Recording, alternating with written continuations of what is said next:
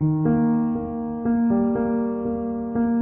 time we discussed about the Bloom taxonomy, the cognitive domain in detail, and the related videos was shared in your LMS and the PowerPoint. So the next step in this particular topic is after knowing the details of Bloom taxonomy is how to write behavioral objective. That is very important component of this topic. Okay, what are the procedure to be followed to write a good behavioral objective? One thing you all must know that there is a difference between the goal, aim and objective. In the last session we have already discussed that aims and goals are the broader terms and objective is a specific term. Objectives are those statements which are easily measurable. Measurable means कि अगर आपने एक objective बनाया है कि after the lesson will be over student will be able to define economics in their own words. अब जब आप बोल रहे हो कि define economics in their own words, अगर इसको और एलाबोरेट करके लिखना चाहो तो आप लिख सकते able to write the definition of economics in their own words or the definition given by a particular author. जितना भी आप इसको डिटेल करना चाहे कर सकते हैं. और ये जो आपने स्टेटमेंट अभी यूज की है हम लोगों ने, this is easily achievable in one class 40 minutes. ऐसे ही एक मैं आपको और एग्जांपल देता हूं कि बच्चों को अच्छे कंज्यूमर बनाना है, बच्चों को अच्छे प्रोड्यूसर बनाना है. अच्छा कंज्यूमर या अच्छा प्रोड्यूसर या अच्छा डिस्ट्रीब्यूटर किसी एक क्लास में नहीं बन सकता. It need a longer time duration. So the statement that to make them good citizen, to make them good consumers are the general statements.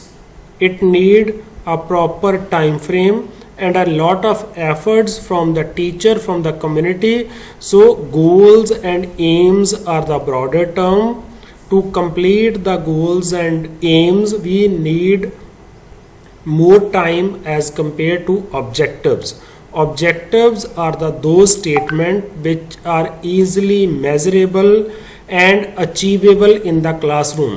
हमने लास्ट प्रेजेंटेशन में एक एक्रोनिम्स यूज किया था, दैट वाज स्मार्ट, कि जो आपके objective है वो क्या होने चाहिए, the objective should be smart. तो अब इस सेशन में हम करेंगे कि उन स्मार्ट ऑब्जेक्टिव्स को लिखने का प्रोसीजर क्या है, उनको लिखने का वे क्या है. How can we write a smart objectives. तो जब हम बिहेवियरल ऑब्जेक्टिव लिखने की बात करते हैं, इसमें सबसे बड़ा नाम आता है, बहुत कॉमन नाम है, that is megger approach. MEGER 1975. You can see on your screen that Meagher has given 3 conditions of writing a good behavioral objective. First is a measurable verb. Meagher says that always start your objective with a verb. The verb will represent the type of behavior the student will do. So one task or behavior per verb. ऐसे नहीं कि हम एक objective लिख रहे हैं उसमें define भी डाल दें, उसमें डायग्राम ड्रॉ करना भी डाल दें. No, one task at one time. तो जिसको हम स्पेसिफिक बोल रहे थे स्मार्ट की डेफिनेशन में, स्मार्ट ऑब्जेक्टिव में, each objective should be specific. So one task और बिहेवियर पर verb. Choose the verb that best describe the type of behavior or task the learner must display after training or after the completion of your teaching period. मान लो आज आप classroom में teach करने जा रहे हो डिमांड का टॉपिक, तो डिमांड का लेसन प्लान बनाने से पहले, डिमांड को टीच करने से पहले you will frame some objectives. अब जो स्मार्ट ऑब्जेक्टिव होंगे, जो बिहेवियरल ऑब्जेक्टिव होंगे, वो कैसे लिखे जाएंगे. सबसे पहले आप लिखोगे एक verb. After the lesson will be over students will be able to. अब एबल टू के बाद कॉलन लगा लिया, तो टू के बाद वर्ब की कौन सी फॉर्म आती है बेटा. इंग्लिश में हम पढ़ते हैं, मैंने सेंटेंस बोल रहा हूँ, the learner will be able to, able to के बाद कॉलन लगा लिया. अब टू के बाद अगर मैंने वर्ब की फॉर्म लगानी है, कौन सी लगेगी. नॉर्मल इंग्लिश लिखते हैं हम, उसमें टू के बाद वर्ब की कौन सी फॉर्म यूज होती है. बताइए, आप लोगों ने इतना सिंपल पढ़ा होगा इंग्लिश में. अगर कोई भी सेंटेंस में वर्ब से पहले टू आ रहा है, TO, टू, तो कौन सी वर्ब की फॉर्म यूज होगी वहां पे? हाँ जी प्रेरणा शिवांगी, सिंपल क्वेश्चन। मैं एक स्टेटमेंट यूज कर रहा हूं, after the lesson will be over students will be able to. अब टू के बाद आपने कोई वर्ब की फॉर्म अटैच करनी है तो उसकी डिग्री होती है ना, फर्स्ट, सेकंड, थर्ड। कौन सी डिग्री लगेगी यहाँ पे? टू के साथ कौन सी वर्ब की फॉर्म लगेगी? We always use the first degree of verb. अगर हमने डिफाइन लिखना है, डिफाइनिंग नहीं लिखेंगे, डिफाइंड नहीं लिखेंगे, क्या लिखेंगे? Student will be able to define, student will be able to create, student will be able to explain, student will be able to enlist, student will be able to draw. अब कौन सी verb की form आ रही है? The first form. Okay, तो हम सबसे पहले क्या लिखेंगे? एक वर्ब यूज करेंगे। और वर्ब इंग्लिश में क्या बताता है? जब हम इंग्लिश में वर्ब को पढ़ते हैं तो वर्ब से हमें क्या पता लगता है? किसी सेंटेंस में वर्ब का मीनिंग क्या होता है? अगर आप कोई भी सेंटेंस पढ़ोगे, I will play in the evening, इस सेंटेंस में वर्ब कौन सा है? कौन सा वर्ब है इसमें? आई विल प्ले इन, हाँ जी, एक्शन सर, एक्शन। हाँ, एक्शन, बिल्कुल। इसमें क्या है, मैंने वर्ब कौन सा यूज किया है? प्ले। और प्ले क्या बताता है? मेरी activity. So verb always tells about the action. किसी भी स्टेटमेंट में जहां पे वर्ब लिखा होगा वो बताएगा कि वहां पे कौन सा एक्शन होने वाला है। तो यहाँ पे जब आप वर्ब लिखोगे तो इट मीन्स आप कौन सा काम बच्चों से कर पाएंगे या करवाने जा रहे हो। That is clearly written in the behavioural objectives. तो सेकंडली चूज द वर्ब जो उसके लिए प्रॉपरली सूटेबल हो। सेकंड, अब पहली बात कंफर्म होगी कि वर्ब क्या बताएगा, कौन सी एक्टिविटी करनी है, कौन सा काम करना है।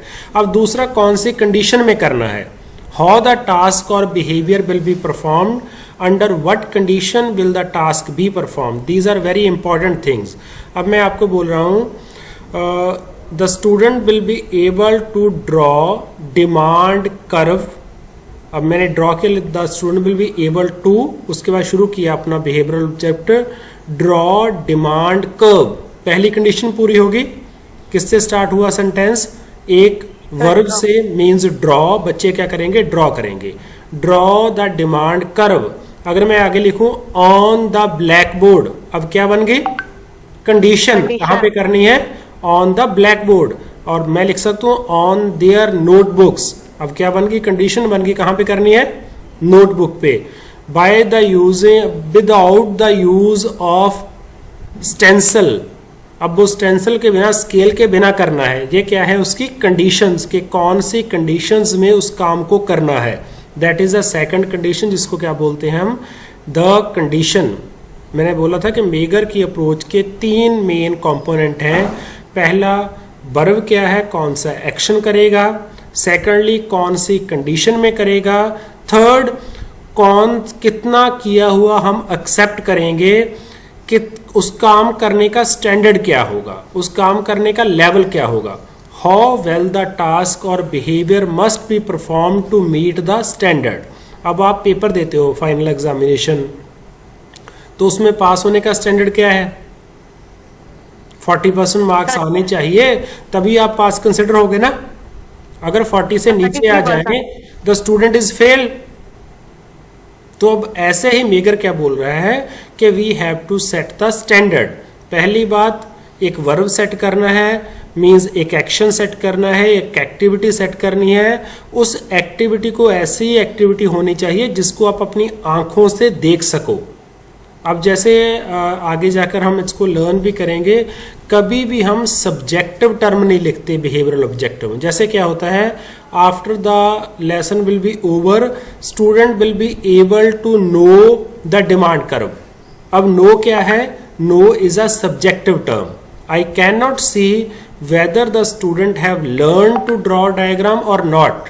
अगर मैं लिखूंगा student will be able to draw diagram on their notebooks, it means मैं उनके बिहेवियर को उनकी नोटबुक्स के थ्रू चेक कर सकता हूं। It means the behavioural objective is observable. हम उसको मेजर कर सकते हैं। इसको स्मार्ट में बोला था स्पेसिफिक होना चाहिए, सेकंड क्या होना चाहिए, मेजरेबल, उसको हम मेजर कर सकें। अब क्या है, मैं नोटबुक पे जो आपका लिखा हुआ है उसको देख सकता हूं, उसको चेक कर सकता हूं। अगर मैं लिखूं the student will be able to know to draw diagram. अब नो क्या है, know is a subjective term. मैंने पूछा आपको समझ आ गया, आप बोलोगे यस समझ आ गया। अब इसमें मेरे पास कोई भी ऑब्जर्वेशन की टेक्निक नहीं है जिसके साथ मैं मेजर कर सका हूं कि whether students have learn the art of drawing demand curve और नॉट। इट मीन्स पहला वो वर्ब होना चाहिए, वो एक्टिविटी होनी चाहिए और वो एक्टिविटी ऑब्जर्वेबल होनी चाहिए जिसको हम देख सकें। सेकंड, उसने वो एक्टिविटी कौन सी कंडीशन के अंडर करनी है, कौन सी हम उस पर लिमिटेशन लगा रहे हैं, क्या मटेरियल उसको प्रोवाइड कर रहे हैं। Second, third, the standard of acceptable performance, कितना सही करने पे हम उसकी परफॉर्मेंस को यस बोलेंगे, जहां अपने ऑब्जेक्टिव को अचीव मानेंगे, किसको अचीव नहीं मानेंगे। So these are the key points जिसको हमने अंडरस्टैंड करना हमारे लिए बहुत जरूरी है।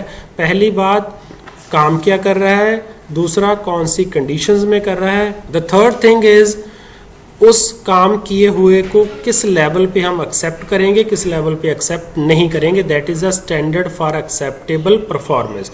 इन तीनों चीजों में कोई डाउट तो नहीं बेटा?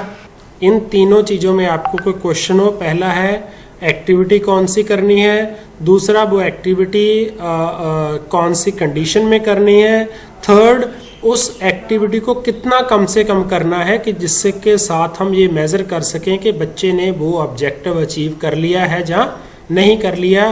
These are the three conditions given by Mager to write a good behavioural objective. I think the things are very much clear. अगर कोई आपका क्वेश्चन है, क्वेरी है इस पे, तो we can elaborate more. Sir third point एक बार बता देना क्योंकि third point, okay, third point में क्या है, जैसे हमने अभी बात की है कि हम पेपर देते हैं, पेपर में हमारा स्टैंडर्ड क्या रखा होता है कि इधर the student should score 33%, 40% marks, तो उसके बिना हम उसको पास नहीं मानते। ऐसे ही हम क्या बना सकते हैं, अपने ऑब्जेक्टिव में एक लेवल बना सकते हैं। मैं आपको एक और सिंपल एग्जांपल देता हूं। Student will be able to identify at least 10 supplementary goods. कितनी करेगा minimum? 10, at least 10 supplementary goods from a given list of 30 goods. अब कंडीशन क्या है, कितनी दी है उसको? 30 गुड्स की एग्जांपल उसको दी गई है। 30 में से कितनी वो कम से कम करे? 10। अब स्टैंडर्ड हमने क्या ले लिया? 10। अगर वो 9 करेगा तो हम मानेंगे हमारा ऑब्जेक्टिव अचीव नहीं हुआ। अगर उसने 11 कर दी तो हम मानेंगे कि हमारा ऑब्जेक्टिव अचीव हो गया। करना क्या है उसने? वर्ब क्या है? आइडेंटिफाई। काम क्या है? उसको 30 गुड्स की लिस्ट हम प्रोवाइड कर रहे हैं और हम क्या ऑब्जेक्टिव बना रहे हैं कि अब बच्चा गुड्स की टाइप को अंडरस्टैंड करने के बाद उन 30 गुड्स में से एटलीस्ट 10 सप्लीमेंट्री गुड्स को आइडेंटिफाई कर पाएगा। क्लियर हो गया बेटा? काम क्या करना है? आइडेंटिफाई करना है। कंडीशन कौन सी है? Given 30 examples. कम से कम कितनी करनी है? एटलीस्ट 10। तो अब मैं उसको उसी एग्जांपल को एक बार दोबारा से रिपीट कर रहा हूं। The student will be able to identify at least 10 supplementary goods from a given list of 30 goods. अब क्या बन गया हमारे पास? तीनों कंडीशन इस लाइन में पूरी हो गई हैं। बच्चे ने क्या करना है? आइडेंटिफाई करना है। दैट इज अ वर्ब जिसको हम देख सकेंगे कितनी उसने करेक्टली आइडेंटिफाई की और कितनी करेक्टली आइडेंटिफाई नहीं की। सेकंड कंडीशन क्या है? उसको कितनी गुड्स दी गई हैं? 30 गुड्स आर गिवन।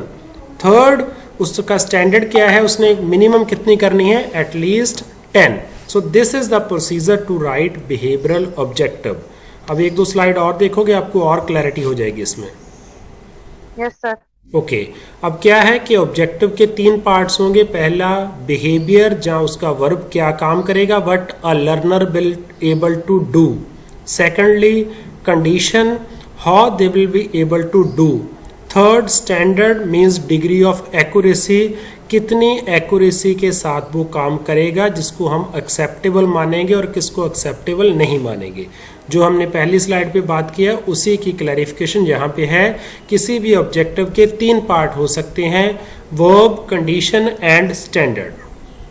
ये बातें हमने डिस्कस कर चुके हैं। मैंने इसके रिगार्डिंग आपको एक डिटेल LMS में डाल दिया है। देन जो हमने पिछली स्लाइड पे बात की है, व्हाट इज गिवन। जब कंडीशन की बात करते हैं कि वर्ब तो आपको समझ आ गया कि हर एक लेवल पे रिमेम्बरिंग पे और वर्ब होगा, अंडरस्टैंडिंग पे वर्ब डिफरेंट होंगे, अप्लाइंग पे वर्ब डिफरेंट होंगे। ऐसे ही डिफरेंट डोमेन्स पे अलग अलग हम क्या यूज़ करेंगे, वर्ब यूज़ करेंगे जो उस काम को रिप्रेजेंट करेंगे। अब सेकंड उसकी कंडीशन थी, कंडीशन क्या होनी चाहिए। कंडीशन में डिफरेंट वे हो सकते हैं। व्हाट इज गिवन, जैसे मैंने अभी क्या बताया आपको, 30 goods are given. So level में क्या हो सकता है, what is given. by checking a chart, by looking at a photo, by referring to the manual, all these things are given। हम बोलेंगे कि आपको एक पेपर दिया गया है, पेपर पे 30 गुड्स हैं, तो that is a given। what is not given, हम ऐसे भी लिख सकते हैं, the student will be able to write the definition of economics without seeing the textbooks।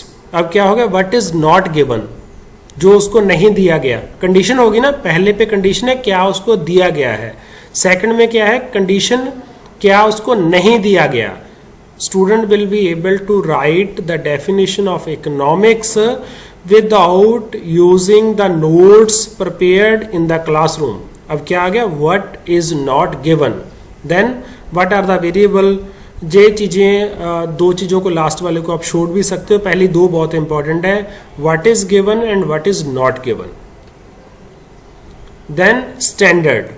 अब स्टैंडर्ड में हाउ ऑफन कितनी बार वो करे, हाउ वेल कितना करे। जैसे हमने बोला था कि एग्जैक्टली 9 सेलेक्ट करे या एग्जैक्टली 9 कम से कम आइडेंटिफाई करे, एटलीस्ट 10 करे, how many, how much, how will, all these things are the different forms of the standard. जो तो उसको डिटेल किया गया है कि कंडीशन कैसे लग सकती हैं, स्टैंडर्ड कैसे लग सकते हैं, वर्ब कैसे लग सकते हैं। मीन्स 3 मेन चीजें हैं मेगर की अप्रोच में, verb, condition and standard. Verb can be of different type, condition can be of given, not given, standard can be in the form of कितनी बार करेगा, कितना सही करेगा। All these things comes under the standard. ये बन गया इसका एक कॉमन सा फॉर्मेट जहां पे हम लिखेंगे ऑब्जेक्टिव को। आफ्टर द ट्रेनिंग पीरियड या आफ्टर द टीचिंग पीरियड या after your lesson the learners will be able to perform. अब एबल टू परफॉर्म क्या हो गया, कौन सा काम यहाँ पे करेंगे, वर्ब आ गया, able to perform. The task must be performed under the following condition. अब कंडीशन क्या लगानी है उस पर, by from the list of 30 goods without seeing the textbook। ये क्या होगी, उस काम को करने पे कंडीशन क्या लगाई है। थर्ड, उस काम को करने का मिनिमम स्टैंडर्ड क्या सेट किया है। आप स्टैंडर्ड 1 भी सेट कर सकते हो, 2 भी सेट कर सकते हो। This is the simple example of a format of writing a behavioural objective. Starting में आप पहले एक्शन वर्ब पे काम करोगे, धीरे धीरे आप कंडीशन लगाना सीखोगे, फिर आप अपना स्टैंडर्ड सेट करना सीखोगे। देन कम्स उसी की detail, given a condition and perform. हम कई बार लिखने टाइम उसका सेंटेंस फॉर्म चेंज कर लेते हैं, जैसे मैंने अभी बताया था फ्रॉम। अब अगर मैं पहले इसके अकॉर्डिंगली एग्जाम्पल को कोरिलेट करूं, from a given list of 30 type of goods और द 30 एग्जाम्पल्स ऑफ गुड्स, क्या बन गई condition. Given a list of 30 examples of goods. अब परफॉर्म क्या करेगा, the student will identify. Verb क्या हो गया, आइडेंटिफाई करना। एटलीस्ट 9 और 10 examples of supplementary goods correctly. अब क्या बन गया, जिसको मैंने पहले किसी और फॉर्म से लिखा था, अब उसकी मैंने फॉर्म चेंज कर दी है। आप गिवन से स्टार्ट कर सकते हो, वर्ब से कर सकते हो, लेकिन नॉर्मली जो आपको बड़ा इजी रहता है, always start with the verb. इसके साथ थोड़ा इजी रहेगा बनाना आपको। इसको मैं दोबारा से विद इन 2 मिनट रिवाइज कर रहा हूँ। So dear student, in the last session we have learned about the behavioral objectives and specifically the Bloom's taxonomy of objective। हमने उसका revised form भी किया, हमने उसका पुराना form भी किया, the older and the revised version of Bloom's taxonomy। अब ब्लूम टेक्सोनॉमी पे उसको अच्छी तरह से अंडरस्टैंड करने के बाद the second most important task is how to write behavioural objective. For that purpose, the different authors have guided to learn or to write objective। इसमें सबसे जो कॉमन अप्रोच है that is given by megger. Megger की approach के 3 main component हैं। The first component is the measurable verb. वो verb क्या है, वो एक्टिविटी क्या है जो बच्चे परफॉर्म करेंगे। The second is the condition, under which condition that activity will be performed, तो वो उसकी क्या होगी, सेकंड कंडीशन। थर्ड, वो जो एक्टिविटी बच्चे कर रहे हैं उसका मिनिमम स्टैंडर्ड क्या होगा जिसको हम एक्सेप्टेबल मानेंगे, जिसके अकॉर्डिंगली हमारा ऑब्जेक्टिव अचीव्ड माना जाएगा, वो क्या हो गया उसका standard. So maker has focused on 3 main component of one objective, behavioural objective. The first, a measurable verb. Measurable means the verb should be easily measurable. कोई भी सब्जेक्टिव टर्म यूज नहीं करते जिसको हम मेजर या ऑब्जर्व ना कर पाए। The first thing is the measurable verb. The examples are able to identify, able to draw, able to explain, able to enlist, able to compare. These are the verbs which we can use. Second, the condition under which condition that particular verb or activity will be used. The third one is the standard for acceptable performance. So with this we can conclude that Meagher's approach is very useful to write behavioral objective. The objective written in a behavioral term are useful for teachers as well as students. Okay, so we are ending this topic here. आपका next topic जो आपके लिए है वो important topic है, that is the need of lesson planning. अब आपने पहला काम क्या करना है, first of all you try to go through the presentation in the LMS, the videos in the LMS। उसके बाद आप कुछ ऑब्जेक्टिव अपने खुद फ्रेम करके देखो। जो आपकी 9th 10th 11th 12th की क्लासेस हैं उनमें से कोई टॉपिक लो, वो टॉपिक के बेसिस पे अपने ऑब्जेक्टिव बना के देखो। आपने मान लो सप्लाई का चैप्टर खोला तो आप क्या बनाओगे, सबसे पहले क्या बनेगा, student will be able to define the concept of supply by writing on their notebooks. अब क्या बना दिया आपने, सप्लाई, डिफाइन सप्लाई। वो काम करेगा कैसे, bye writing on their notebooks the definition accurately. ये आपका क्या बन गया, स्टैंडर्ड बन गया। अब सेकंड क्या हो सकता है, they will be able to prepare. अब एक्शन वर्ब क्या है, able to prepare a demand schedule from a given prices and the quantity. अब प्राइसेस आपको दी गई है, क्वांटिटी आपको दी गई है, तो आपने क्या बनाना है, एक डिमांड शेड्यूल बनाना है।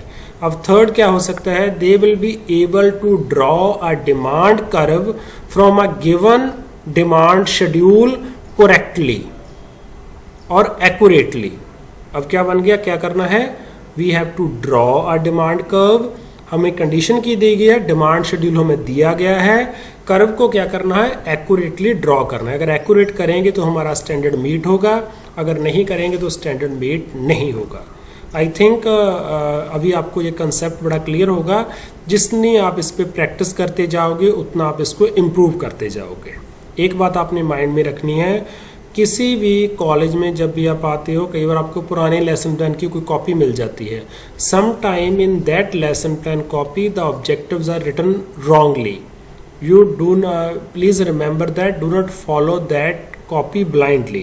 अगर आप उसमें से कोई देखकर उसकी हेल्प ले रहे हो किसी लेसन को फ्रेम करने के लिए, always keep the Bloom taxonomy and the megger approach in your mind while framing your objectives of the lesson. तो इसके बाद जब आपने बिहेवियर और ऑब्जेक्टिव के बारे में पढ़ लिया, उसको फ्रेम करना सीख लिया, then the most important topic in your subject is the lesson planning. What is a lesson planning? अब लेसन प्लानिंग क्या है कि हम किसी अपने लेसन को पहले से प्लान कैसे कर लेते हैं। प्लान क्या होता है, इनिशियली जब कोई बच्चा स्टार्टिंग शुरू करता है टीचिंग में तो उसको एक लेंथी लेसन प्लान बनाना पड़ता है, क्योंकि कोई बच्चा बहुत ट्रेन नहीं होता कि जैसे जैसे आपको एक्सपीरियंस आता जाता है तो स्लोली आप एक लेसन प्लान को डिटेल फॉर्म में नहीं बनाते, आप एक डायरी फॉर्म में बना लेते हो। 1 page lesson plan, half page lesson plan, because with the experience you learn that now these things are the common things. We have no need to write blackboard, the chalkboard or the other things. We know that these are the common component of every classroom.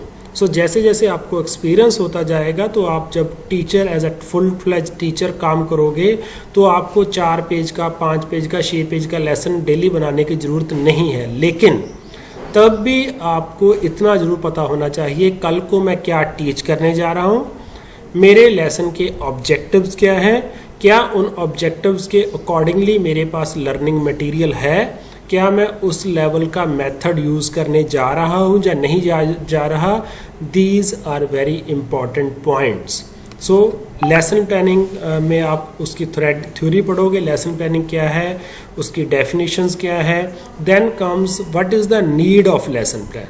अब आप लोगों ने अपनी internship start करोगे आप 3rd और 4th semester में।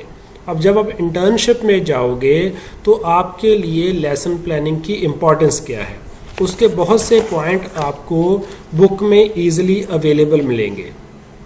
सबसे पहला काम आप लोगों ने क्या करना है, now you have to go through the points of need and importance of lesson planning. देखिए हम लोग अभी अडल्ट हो चुके हैं, बड़े हो चुके हैं, तो हम जैसे 6th 7th क्लास में पॉइंट टू पॉइंट लर्न करते थे, we should come out of that practice. आप नो डाउट जब स्कूल्स में जाओगे आपको पॉइंट टू पॉइंट बच्चों को करवाना पड़ेगा, लेकिन हम बीएड में क्या कर सकते हैं, you read the points given in your book. हमारी बुक में बहुत से पॉइंट दिए हुए हैं, आप उन पॉइंट्स को रीड आउट कीजिए। लर्न करने के बाद जिन पॉइंट्स पे आपको प्रॉब्लम आती है वी कैन डिस्कस। अब उस पर कॉमन पॉइंट आपको क्या मिलेंगे जो उसके इम्पॉर्टेंस में मिलेंगे, मैं उसको बिल्कुल एग्जैक्टली तो नहीं बता रहा, लेकिन normally you will see the points like एक पॉइंट होगा कि आपको पहले से प्लान कर लेते हो, ईजी रहता है आपको जब आपने लेसन प्लान बनाया होता है। Secondly it helps the teacher. Obviously जब आपके पास लेसन प्लान बना होगा तो टीचर को हेल्प करेगा, टीचर को पता है मैंने कौन सा टॉपिक कितना इस क्लास में टीच करना है, कितना नेक्स्ट क्लास में टीच करना है, देन इससे टीचर का कॉन्फिडेंस इंक्रीज होगा। अगर आपके पास पहले से लेसन प्लान है तो आपको पता है मैंने कौन सा मेथड यूज़ करना है, अब मैंने कौन सी टीचिंग एड यूज़ करनी है, so it obviously increase the confidence of the teacher. Then आपको अपनी प्रोग्रेस का पता लगता है, कितना मैंने अचीव कर लिया, कितना नहीं अचीव किया, आपने असेसमेंट में कौन सी टेक्निक यूज़ करनी है उसके बारे में पहले से प्लान हो जाता है, आपने टीचिंग लर्निंग मटेरियल कौन सा बनाना है वो आप इनिशियली आपको पता होता है कि मैंने लेसन प्लान में लिखा है, तो आप पहले से वो रेडी कर सकते हो। देन आपके जो एम्स हैं, गोल्स हैं आपके इकोनॉमिक्स के, उनके अकॉर्डिंगली आप उसको डिवाइड कर सकते हो लेसन प्लान को। देन आपको क्लियर आपका रास्ता पता होता है, रूट पता होता है, पहले मैंने ये करना है, सेकंड 10 मिनट के बाद ये करना है, 10-15 मिनट के बाद ये करना है, ऐसे मैंने सेक्शनल रिकैप्चुलेशन करनी है, एंड में मैंने फाइनल रिकैप्चुलेशन करनी है। तो लेसन प्लान क्या करता है, आपके लिए एक रास्ता, एक गाइड बना देता है जिस पे चलकर आप अपने ऑब्जेक्टिव्स को अचीव करते हो। ऐसे ही आपको 20-30 पॉइंट्स बुक में मिल जाएंगे। अब आपने क्या करना है, जस्ट लेसन प्लानिंग क्या है, उसकी इम्पोर्टेंस क्या है और उसकी नीड एंड इम्पोर्टेंस के कौन कौन से पॉइंट्स हैं। जिन पॉइंट्स पे आपको कोई भी डाउट होता है we can discuss in class in length and breadth with examples. Otherwise, the language is very simple. We should not waste time by reading the 20-30 points and explaining the same content which is already written in your textbook. So we will discuss in general about the need and importance. और अगर आप पढ़कर आओगे तो आप अपने आप discuss भी कर पाओगे. So in the next class we will discuss about the lesson planning, the need and importance of lesson planning. Pick any 2-3 definition जो आपको अच्छी लगती हैं. So tomorrow we will tomorrow or day after tomorrow, in case tomorrow I have a meeting, so हम day after tomorrow करेंगे. हम WhatsApp पे भी डिस्कस कर सकते हैं कल वाला टॉपिक. ओके, तो आपने कल वाला टॉपिक का नीड एंड इम्पोर्टेंस को, लेसन प्लानिंग वाले चैप्टर को अच्छी तरह से रीड करना है. उसमें concept of lesson planning, definition and need and importance को कवर अप करना है. ओके, एनी डाउट बेटा?